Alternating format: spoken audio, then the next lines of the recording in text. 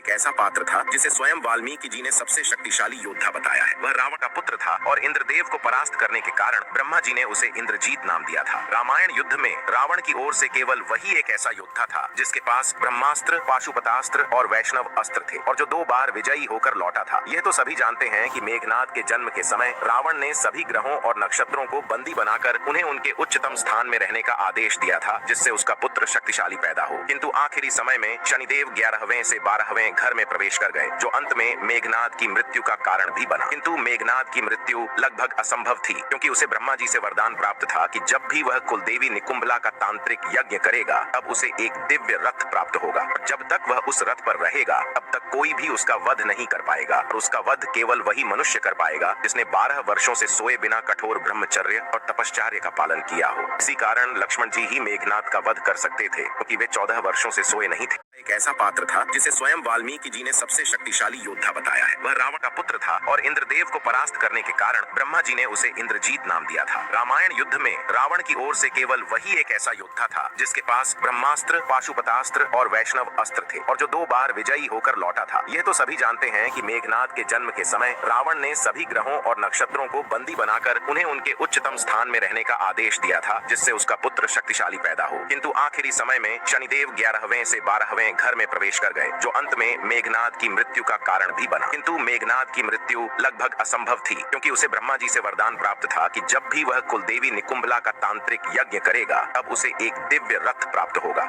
जब तक वह उस रथ पर रहेगा तब तक कोई भी उसका वध नहीं कर पाएगा और उसका वध केवल वही मनुष्य कर पाएगा जिसने 12 वर्षों से सोए बिना कठोर ब्रह्मचर्य और तपश्चर्य का पालन किया हो। इसी कारण लक्ष्मण जी ही मेघनाद का वध कर सकते थे, क्योंकि वे 14 वर्षों से सोए नहीं थे।